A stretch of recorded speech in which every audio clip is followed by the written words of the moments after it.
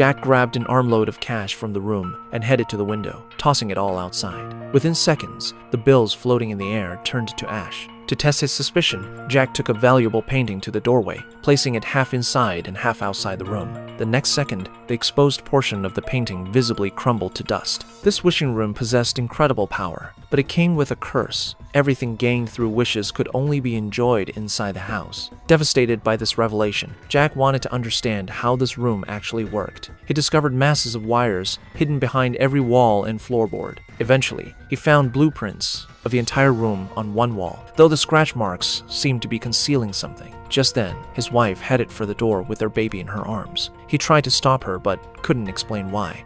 Kate stubbornly ignored Jack's attempts to block her and walked straight toward the door. Jack could only watch helplessly. Maybe this would finally make Kate realize the child wasn't real. He stood behind the door, waiting for the child to disappear. As soon as Kate reached the doorway, the baby started crying. Its face instantly turned red, and the shoes on its feet began aging rapidly. Hearing Kate's desperate cries for help, Jack couldn't stand it anymore. He ran to his wife and took the baby back. When they returned inside, they were shocked. In just dozens of seconds, the infant had transformed into a teenager. Kate finally understood the truth. To keep their wished-for child alive, they would have to stay in this house forever. Kate gave up going outside to stay with the child. She made up a story for him, claiming there was a deadly bacteria outside. But every time the boy saw his mother approach the door without any harm, his curiosity about the outside world grew. One day, while Kate wasn't paying attention, he secretly opened the door and stuck his hand out. Kate noticed just in time and pulled the boy back. The couple boarded up all the doors and windows. Their arguments increased because of the boy's situation. During these fights, they let slip about the wishing room, and the boy heard everything clearly.